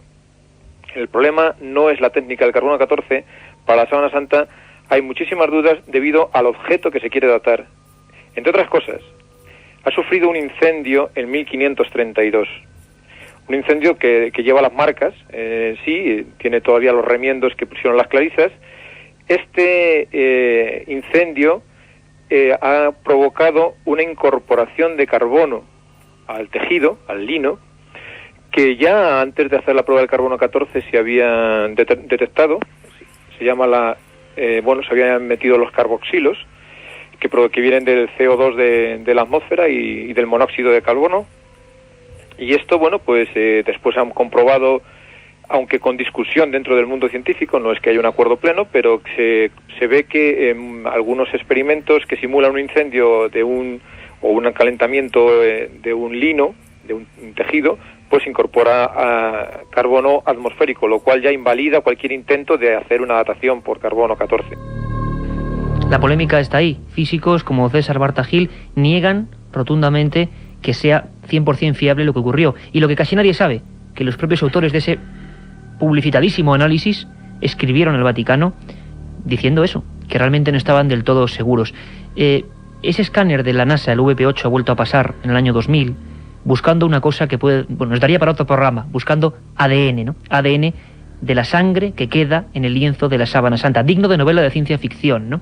Porque ¿qué podía ocurrir con ese ADN? Y lo que se ha vuelto a descubrir es una cosa sensacional. Pasando el escáner varias veces, este escáner, 120 horas, a las órdenes de 44 científicos multidisciplinares, demuestran que el cuerpo que está ahí, sobre la sábana, es perfectamente tridimensional, que el pómulo, el ojo, la nariz, todo estaba hecho a determinados volúmenes para que, siendo escaneado, diese el retrato de un hombre con volumetría perfecta. Algo realmente impresionante. Sin embargo, en Oviedo tenemos otro misterio.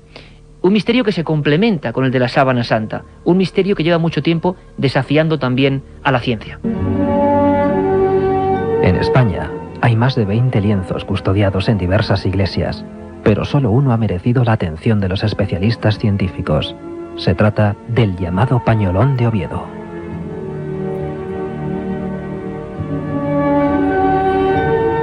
El grupo sanguíneo y otras características antropométricas son idénticas a las del hombre que aparece en la sábana santa.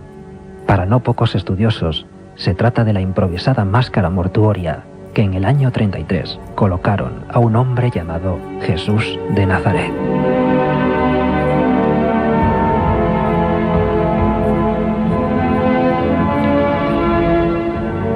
Un misterioso sudario, pañolón, que para muchos es la máscara mortuoria que iría en aquel año 33 junto a la sábana santa.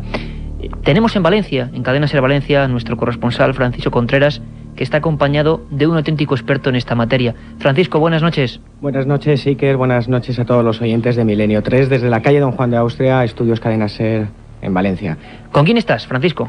Bueno, pues con Jorge Manuel Rodríguez Almenar. Él es el vicepresidente del Centro Español de Sindonología, al cual hay que agradecer que esté con nosotros esta noche porque tiene 38 grados de fiebre y ha hecho un esfuerzo terrible para que todos los oyentes de la cadena SER de Milenio 3 estén al tanto de las últimas informaciones sobre el gran misterio del sudario de Oviedo. Francisco, realmente, bueno, primero saludar a Jorge Manuel Rodríguez Almenar, que además ha hecho un fantástico trabajo que hoy aquí vamos a sortear entre nuestros oyentes, el sudario de Oviedo, un trabajo de investigación impresionante. La pregunta, porque tenemos poco tiempo, pero queremos que la gran audiencia de Milenio 3 se lleve una idea compleja de todo lo que ocurre en torno a esta figura. ¿Qué es el sudario de Oviedo? Bueno, realmente, aparte de decir buenas noches... Por supuesto, igualmente. Buenas noches, Jorge. Realmente se trataría de una tela accesoria que se utilizaría para el transporte del cuerpo entre la cruz y el sepulcro. O sea, no es propiamente... O sea, lo de máscara mortuoria puede originar un poco de confusión. Es un pañuelo, simplemente, que se utilizaba para cubrir... Eso es lo que era un sudario. O sea, la sábana, por eso la sábana de Turín no se puede llamar un sudario, sino desde el siglo XX o desde el siglo XXI, porque nosotros ahora confundimos los términos. En el tiempo de Jesús, desde luego, una cosa era la síndone, por eso nosotros utilizamos la palabra síndone para referirnos a la sábana, y otra cosa es el sudario. Sudarión, en griego, es pañuelo, prácticamente. Por eso se habla del pañolón, pero vamos, es un pañuelo grande. Y esto, pues, no tenía por qué ser algo relacionado con un cadáver. Lo que ocurre es que sí que sabemos, y lo hemos descubierto después de todo este estudio, que era obligatorio, desde el punto de vista hebreo, era obligatorio cubrir la cabeza de un ajusticiado cuando tenía deformado el rostro, y desde luego pues eso se hacía, igual que en algunas ejecuciones se tapa la cabeza del reo o lo que sea. Bueno, pues en el tiempo de Jesús eso se hacía, y lo que hay en Oviedo podía ser perfectamente un lienzo utilizado para cubrir la cabeza y luego para transportar el cuerpo, evitando que caigan los líquido pulmonar sobre todo, mezclado con sangre, encima de los que transportan el cuerpo, o bueno, pues simplemente para recoger también esa sangre, porque hay que tener en cuenta que para los hebreos en la sangre estaba el alma y tenía que quedar con el difunto. O sea que no es propiamente una pieza funeraria, pero sí se utilizaba en determinados tipos de muerte, concretamente en el caso de la muerte de cruz, para el transporte del cuerpo. Desde 1075 está registrada la presencia de ese sudario, y quizá lo más misterioso es, hablando a grandes rasgos, ¿qué similitudes de repente se encuentran o se encontráis los estudiosos y científicos entre ese sudario y la síndone de Turín? Bueno, desde el año 1075 lo que está es levantada acta notarial. Antes hay referencias muy antiguas, directas o indirectas, pero efectivamente, ¿qué similitudes tiene? Pues hay bastantes cosas que tienen puntos de coincidencia, ¿no?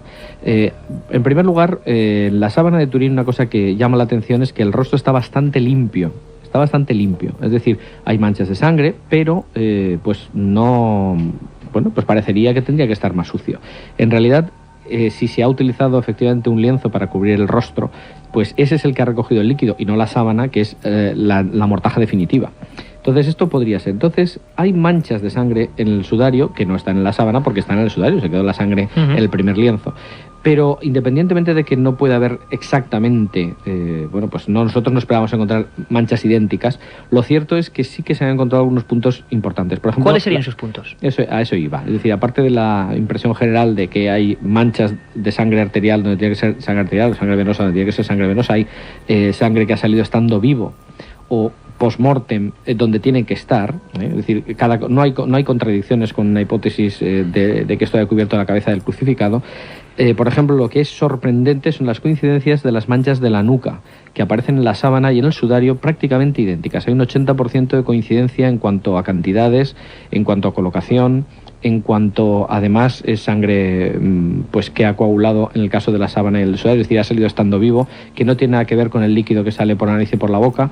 Es decir, hay pues algunas manchas que son mucho más coincidentes de lo que cabría pensar, y desde luego hay que descartar totalmente que sean una simple coincidencia, porque sería prácticamente remota la posibilidad de que se quedaran unas manchas iguales en otro sitio, ¿no? Y sobre todo el mismo grupo sanguíneo, claro, que es lo que a la gente más le puede llamar la atención, ese grupo AB. Claro, es que coinciden todas las de todo el perímetro de la cabeza, ¿no? Es decir, que no es que sea, digas, no solamente una, hay una serie de coincidencias. Esto sin imágenes es prácticamente imposible de decir. Las de la nuca sí que se ven a simple vista y se ve muy bien, pero efectivamente es sangre del grupo AB en los dos casos, y además, pues ya digo, donde tiene que ser sangre premortem lo es, donde tiene que ser sangre postmortem en los dos lienzos, ¿no? O sea, y luego, sobre todo, hay que tener en cuenta que el rostro del hombre de la síndone es un rostro bastante especial. Es decir, por ejemplo, tiene 8 centímetros la longitud de la nariz, y en esa cara, que es, ya digo, que se sale de la media, dijéramos, pues encajan muy bien las manchas del sudario. Y, por ejemplo, el abultamiento del pómulo derecho que se ve en la sábana, pues eso ha originado una isla del líquido pulmonar, por ejemplo, que coincide exactamente con las marcas del sudario, ¿no? O sea, es casi como una pieza, para que la gente nos lo entienda perfectamente, como la pieza de un puzzle que en su mayor parte encaja. ¿Cómo sería posible, entonces? Eso es un buen ejemplo porque prácticamente está tomado de una frase que dijo el director de nuestro equipo de investigación, don Guillermo Heras, que dijo: a mí me encantan los puzzles y esto es como montar un puzzle sin saber cuál es el resultado final. O sea, nosotros cuando empezamos a estudiar el sudario, pues unas 40 personas, que pues unos han muerto, otros pues le han dejado la investigación, porque en 14 años pues pasan muchas cosas, pero pues todo este equipo pues no sabía exactamente lo que iba a salir, ni teníamos mucha idea de lo que era un sudario, ni qué era aquello que había más que un trapo sucio, manchado, arrugado y poco más, ¿no? Y sin embargo, pues cada mancha se ha ido analizando y son pues como piezas que se han ido colocando, y luego partiendo de una hipótesis. Es decir, vamos a suponer que bueno, a partir de un determinado momento los forenses determinan exactamente la posición de las aletas de la nariz y de los labios superior e inferior de la boca, ¿no? Entonces, a partir de ese momento, en el momento en que encuentran elementos que permiten concretar ese punto, encajan todas las piezas. Es decir, porque colocado el sudario alrededor de la cabeza, pues todas las manchas están en su sitio, ¿no? Y ya digo, no solamente coinciden con una cabeza de un crucificado, sino muy bien con las de la cabeza del hombre de la síndrome. A mí me gustaría pasar ahora el testigo a José Francisco Guijarro, porque hay un detalle impresionante. Hablábamos antes de esa sangre en la sábana y en el sudario de Oviedo y del interés de los científicos. Es más, hay un teletipo de última hora de las varias facultades de Brasil, un debate de varios científicos en la posibilidad de clonar o no a Cristo, porque se podría sacar una hebra de ADN. ¿Qué opinión tiene, por ejemplo, puede tener la Iglesia en torno a una prueba que busque ADN dentro de la sangre de esas reliquias? Pues que la busquen a ver si lo encuentran. Si eso es una cosa que ese tipo de investigación... Porque científicamente al menos habría bases para intentar hacerlo, ¿no? Por lo menos se puede intentar. Habrá que ver. Si me permiten, yo diría que sobre eso sé un poquito, ¿no? Entonces, lo que ocurre es que la determinación del ADN pues es difícil porque se trata de un ADN muy antiguo. Es decir, toda la cadena genética pues está rota y hay fragmentos. Lo que sí que sería importante es hacer una comparativa de ADN entre la sábana y el sudario, porque se supone que son de la misma persona, los fragmentos que haya coincidirán. Entonces, eso sí que se puede hacer. Desde luego, clonar a Jesucristo, primero, no se puede clonar a una persona, se puede hacer un hermano gemelo de ella, y no sería Jesucristo, sería un hermano Sería gemelo. el hombre de la síndone, en todo El caso. hombre de la síndone. Bueno, pero Ese aparte hombre que de es eso, como sería gigante, un ¿no? hermano gemelo del hombre de la síndone, no sería el hombre de la síndone, porque clonar no es hacer la misma persona, sino un hermano gemelo, ¿no? Mire, no se ha conseguido clonar. Como hipótesis de ciencia ficción, bien.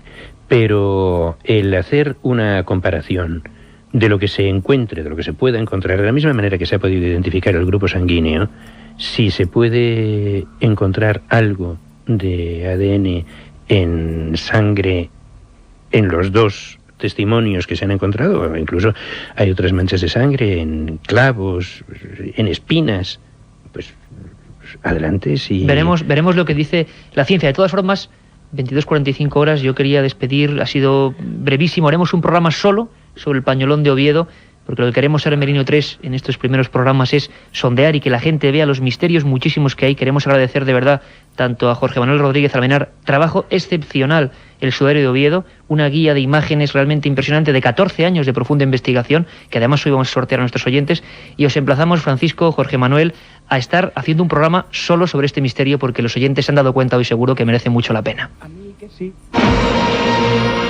La otra realidad. Fenómenos extraños. Misterios sin resolver. Milenio 3. En la SER.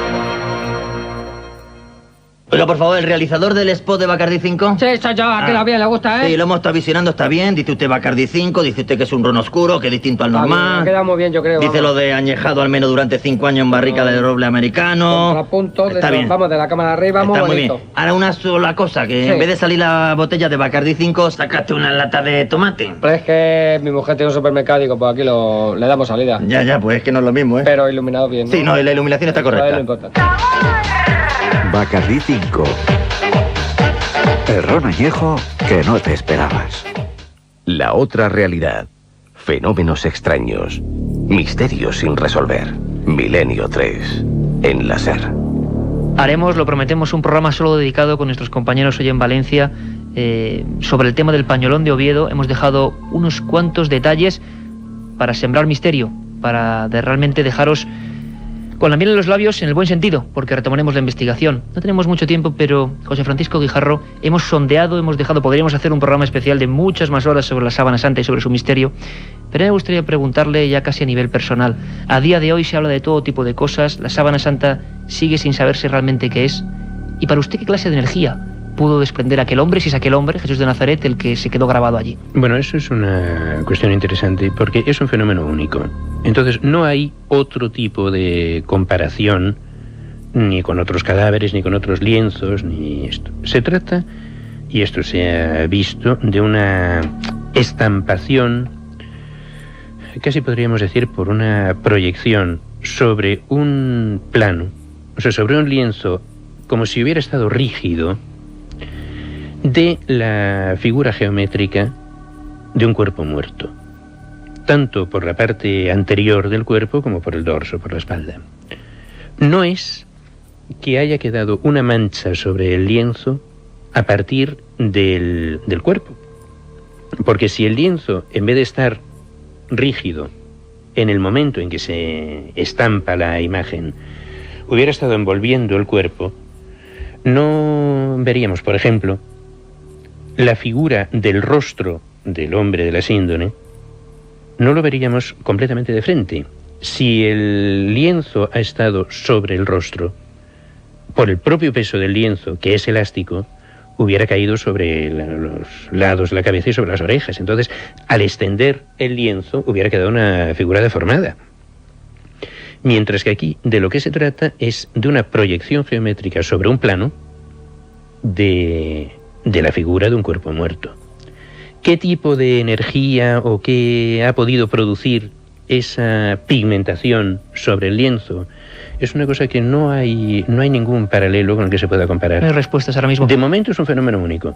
Un fenómeno único, con esa palabra nos podríamos realmente quedar. Giuseppe Ghiberti, uno de los personajes del Vaticano que realmente custodia la sábana, habla de energía atómica. Volveremos a retomar el debate porque es realmente apasionante. Ha sido un placer contar hoy con su presencia. Volveremos a hacer un programa especial, pero lo que nos reclama rápidamente ahora mismo es informativo. Hemos visto que había ovnis sobre Washington. Hablaremos la semana que viene, unas noticias realmente impresionantes. Ha sido un placer, José Francisco Guijarro. Se nos han quedado muchas cosas en el tintero, pero volveremos sobre ellas. Muchísimas gracias. Y ahora, como siempre, el informativo. Viaje por Norteamérica, en Canadá, para asistir a la Jornada Mundial de la Juventud, y después en México y Guatemala, donde el pontífice elevará los altares a 2 personas de mucho peso para el catolicismo en ambos países. La canonización de Guatemala es especialmente significativa para España porque se convertirá en santo Pedro de Betancur, un emigrante nacido en la isla de Tenerife. Esto será el 1 de agosto, un día antes en México. El Papa canonizará al indio Juan Diego, cuya figura es bastante más polémica que la de Betancur. Fue el testigo de la aparición de la Virgen de Guadalupe y hay incluso quienes dudan de que existiera en realidad. En México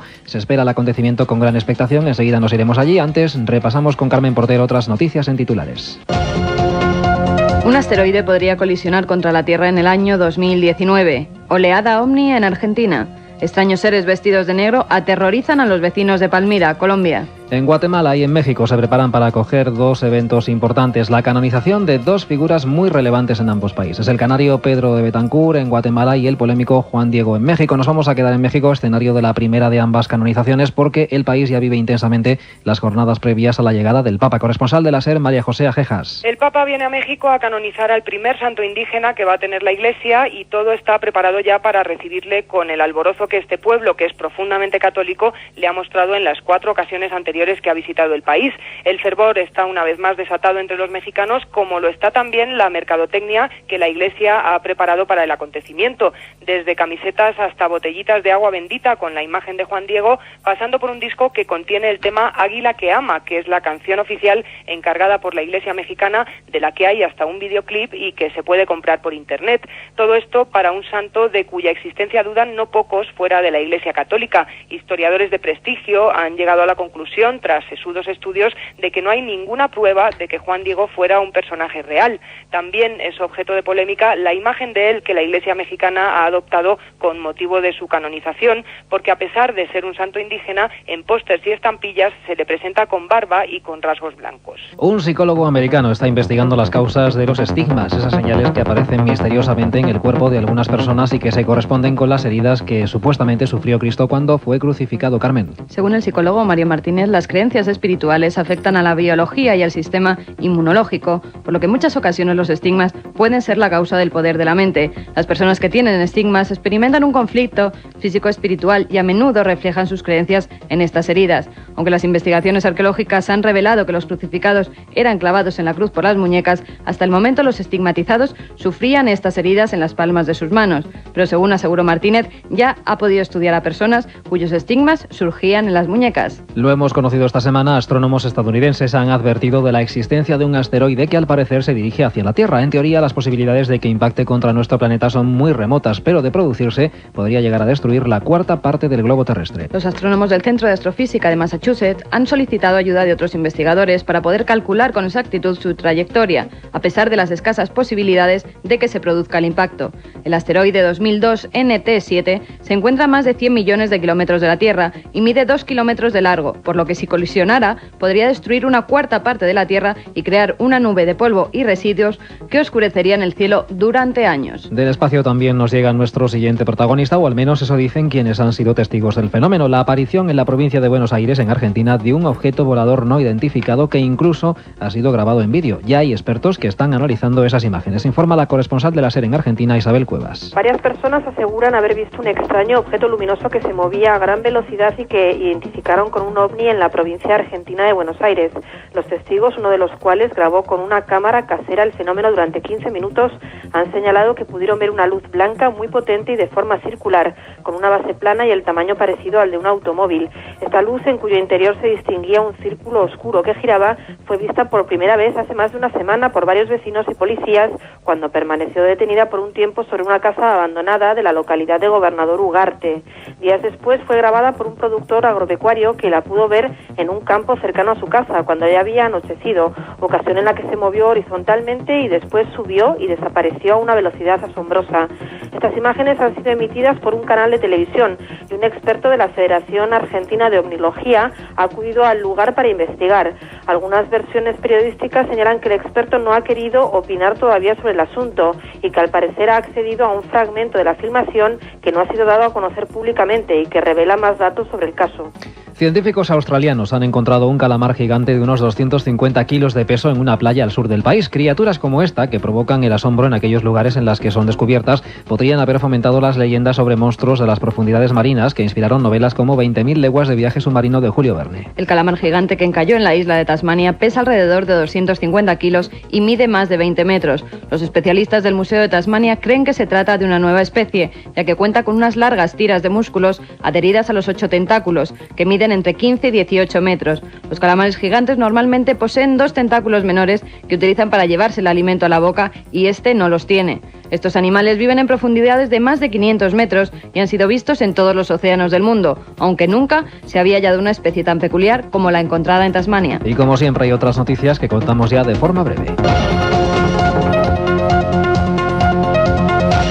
Científicos brasileños descubren los restos de un gran reptil volador de la época de los dinosaurios. El pterosaurio, según los investigadores, vivió hace 110 millones de años. Tenía una cabeza de 1,42 metros de longitud en la que se alzaba una gran cresta huesuda en forma de V y podía llegar a medir 5 metros. Por la forma de sus mandíbulas, que terminan en un pico con forma de tijera, se piensa que volaba casi rozando la superficie con la mandíbula parcialmente sumergida para capturar los peces que le servían de alimento. Y ya saben lo que dicen las meigas, a ver las ailas. En Colombia varias personas aseguran haber visto a una bruja típica sobre el tejado de una casa vestida de negro y con dientes grandes y brillantes. Según los vecinos de Palmira, Colombia, una mujer vestida de negro apareció sobre el techo de una de las casas, saltó hasta un árbol que se encontraba en el patio de la vivienda y miró a la gente que allí estaba reunida de manera desafiante. Los testigos aseguraron que se trataba de una bruja y que tenía unos dientes amarillos y grandes que le brillaban con la luz. Ante el revuelo que se formó en torno a la entidad, tuvieron que acudir varios agentes policiales para calmar los ánimos. Con esta historia de brujas despedimos el mes de julio en Milenio 3. La próxima semana más noticias y asuntos que nos depare la misteriosa actualidad alrededor de todo el mundo.